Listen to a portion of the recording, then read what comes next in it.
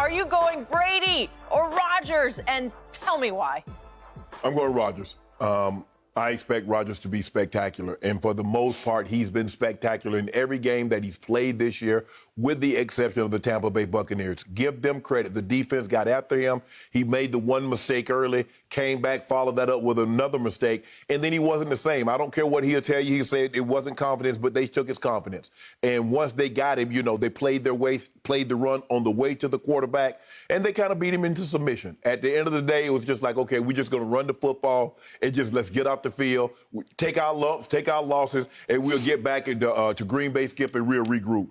And it's hard to see a scenario where a quarterback goes every single game throughout the course of a season and not have one bad game.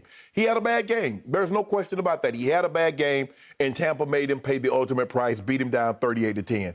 But I look at both of these teams. I believe both of these teams have gotten better, but the Packers have gotten exponentially better. Skip, at the time when they played them, Aaron Rodgers wasn't even thought of in the MVP discussion. Everybody was talking about Russ. Everybody was talking about my homeboy. Even Brady, after that game, Brady had gotten into the discussion for the MVP. Everybody had written Aaron Rodgers off. But since then, he has not looked back. Yet they haven't won every game, but his play has been spectacular up until then. And the notion that because, okay, they beat him down in the regular season, Skip, we see that's not always the case, because we watched New Orleans beat Tampa down twice. But Tampa was a different team the second time around. They made some corrections, mainly protection of Tom Brady. Brady did a great job of not turning the football over. They won that game. We look at Pittsburgh and Cleveland. Pittsburgh wiped the floor with them the first time around. Mistakes, they took care of Baker, and they wiped the floor with the Steelers. So I expect I think we're going to see more of that as opposed to what Tampa did the first time around, getting after Rodgers turning the football over. So I got me a nice score. I was saying 7, Skip, and I was trying to come up with a number that I really thought that they could get to. Hold on, I just want to know one thing. Do I get 7 points in ties? So if it's a 7-point ball game, Packers win by 7, do I get the ties? It's a push. No, I want to tie. I should get ties. No, you don't get a tie. You're not wearing a tie. I would go Packers. I would go Packers. Just so I don't get the tie, I would go Packers 33, Bucks 25. By 8. I would go by 8. Okay, I got it. I wanted to go by 7, but since you won't give me ties, I had 33-26, but since you won't give me ties, I bumped them down 1. Okay, it is now my turn. The moment is at hand. Yep. And just for our younger viewers out there, I want to say one more time, please understand how all-time special this matchup is. Oh, it is. Just please embrace this. Please understand the greatness you're about to see head-to-head. Yep. Aaron Rodgers is obviously all-time great. Mm-hmm. He's not Tom Brady, but he's obviously going to be a first-ballot Hall of Famer. And he's better than Brady. This man has tried to tell me, and I'm about to get into that. But the point here is that savor what you're seeing on Sunday. You want to appreciate it till it's gone. This is living legends. They are still playing at extremely high levels on both sides. 143 going on 23, and Aaron Rodgers about to win his 3rd MVP. Correct. So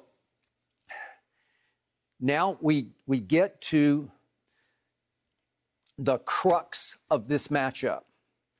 I'm going to boil it all the way down very simply to this. It's about protection, and in the end, I believe the Bucs will protect Tom Brady better than the Packers will be able to protect Aaron Rodgers. Mm-hmm. I believe that Tom Brady is primed and poised to play a little better than Aaron Rodgers does in this game, especially in the 4th quarter. I believe Tom Brady will make at least one more big play in this game than Aaron Rodgers. I believe Aaron will be under fire and under attack more than Brady. And I will give you this. If Brady's under fire and under attack, you'll be correct. Mm-hmm.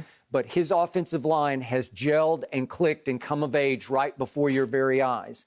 He has been protected over the last 6 games at the highest level. Yes.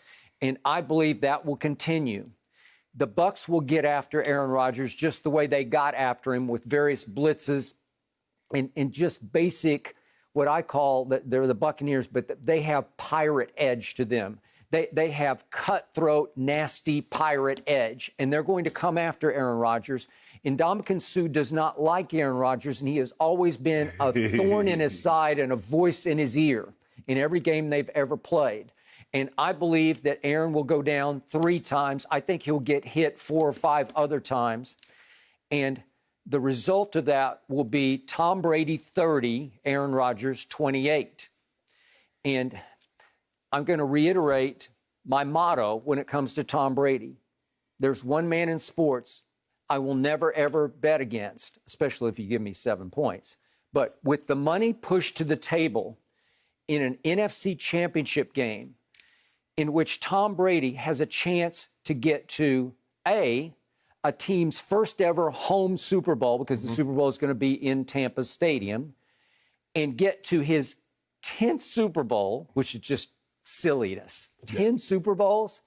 He getting an old Go James territory. Because, Go James been in the NBA Finals, right? Oh, yeah. Okay. Except Tom Brady has won 6 Super Bowls. I say got there, Skip. With 6 game-winning drives in the fourth quarter or overtime.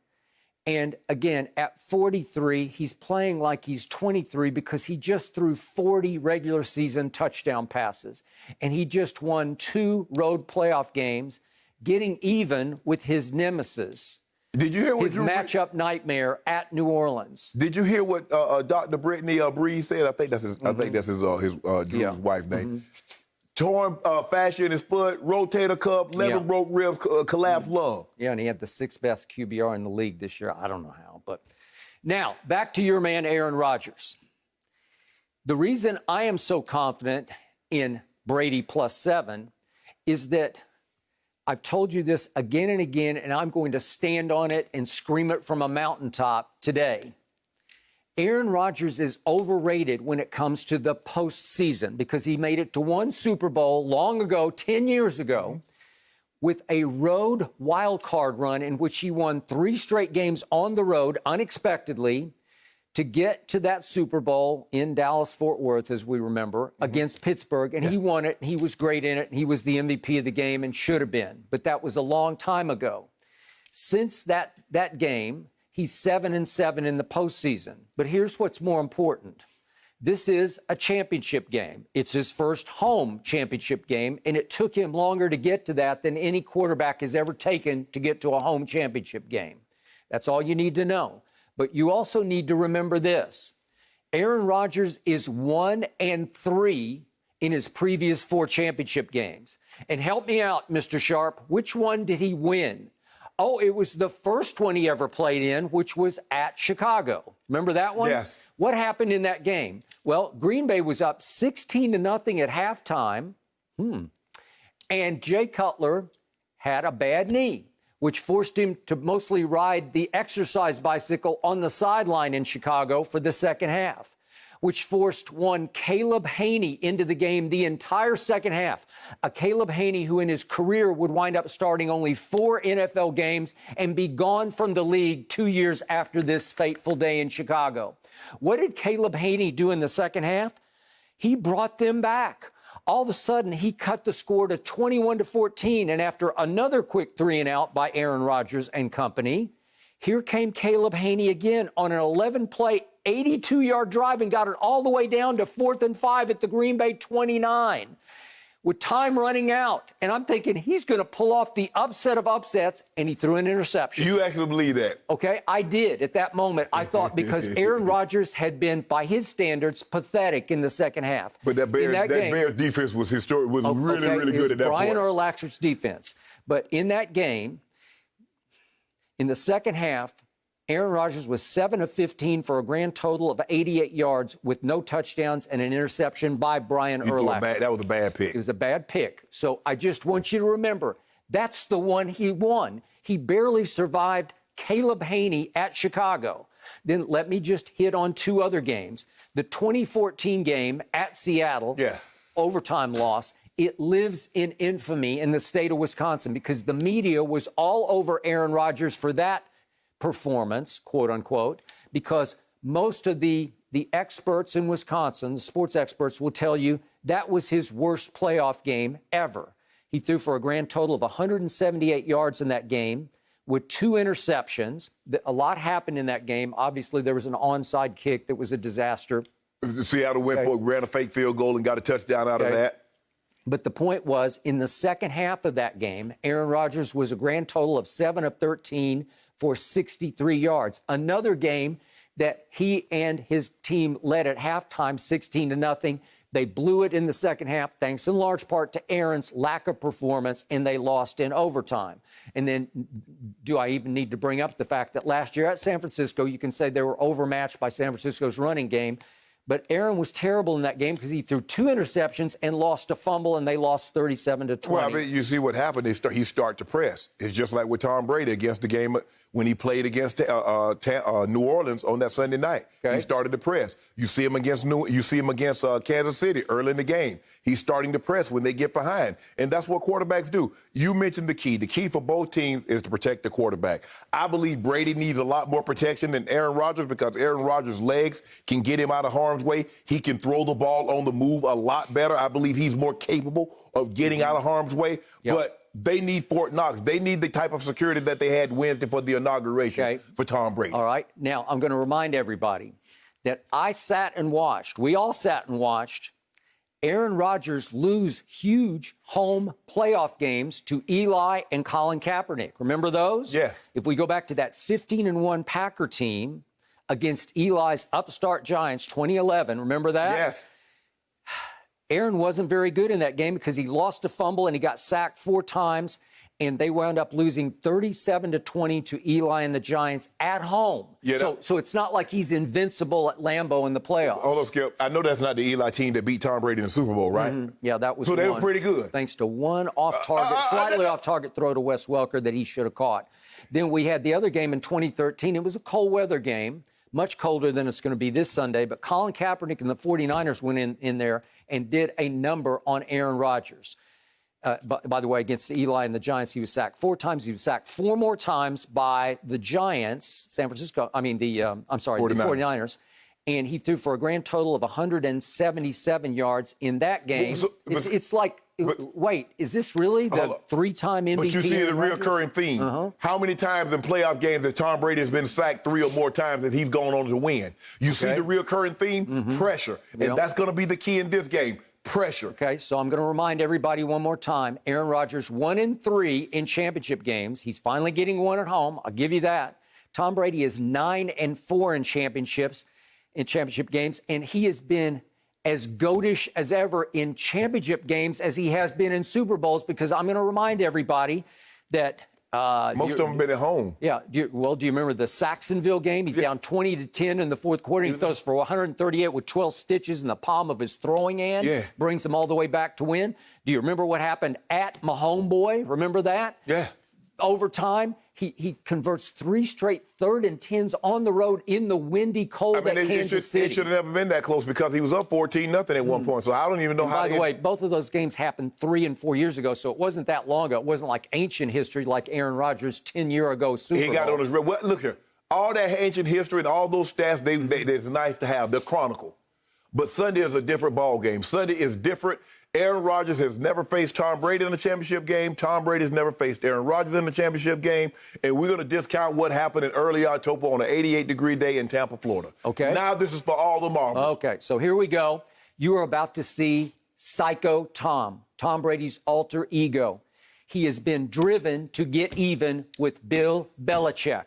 Right now, all the chips have been pushed to the middle of the table at Lambeau Field, the hallowed, the frozen tundra of Lambeau Field, with an opportunity to take the Buccaneers, a team that was 7-9 last year, a team that led the NFL in turnovers and penalties, a team he has transformed into, wait a second, an NFC Championship team in his first year in the middle of a pandemic with no offseason and no preseason games, a team that is suddenly plus 12 in turnover differential, which leads the whole league in turnover. He did it in 1 year. He installed the Patriot way in Tampa Bay. But see, this is what I don't understand. When things that go well, you say Tom Brady did that with no offseason, no OTAs, no minicamp. But when things go bad, the first thing that you say, well, he didn't get an opportunity to throw to him. They didn't play, they didn't have minicamp. They didn't think straight. Because see what you do? When things go well, Tom Brady is great. He's historically great, which he is. But when things go bad, you bring up, well, he didn't have enough time. He's just getting to know these guys. So which is it? So what went wrong? He's in the NFC Championship game. Help me out. What can you pick apart? Skip, they lost 3 straight games, and you was out here whining and complaining. I think they're now in the NFC Championship game, so he rose above all that. They had a December. It took time. He brought them to a boil right on schedule, just in time to go up to the frozen tundra. That defense I have not trusted all year until I look back and say, the defense rose and shone in 2 games on October 18th against Aaron Rodgers and then against Drew Brees and company down in New Orleans last Sunday. So now they're going to come into this game hot and with confidence that they're just fine against Aaron Rodgers. They're not intimidated at all. So you think the Packers are going to be intimidated? No, I don't. I think Aaron Rodgers is intimidated by Ndamukong Suh. Okay, we go find that. I do. And by the way, speaking of weather, I think the football gods are on Brady's side on this one because now the longer-term forecast, obviously we're still looking ahead. It could change before Sunday, but what I just looked at just before the show, it's going to be a high of 30. Okay, so it's not the ice ball. It's not like minus 66 wind chill, okay? 30 degrees, and I believe it will be 30 at kickoff. There are snow showers predicted more for the morning than the afternoon. The kickoff is at 2:30 Central Time in Green Bay. Right. So the game will be played, the sunset's supposed to be 4:50. So you'll almost get the whole game in before the sun goes down. Well, right? no, maybe the first half. No, it's 2:05. No, it's 2:05. 2:05 kickoff. Okay, so 2:05. Okay. So you'll get close to, the sun's going to be gone right around 5. So probably the night will fall just as Aaron Rodgers falls completely. That's what's going to happen.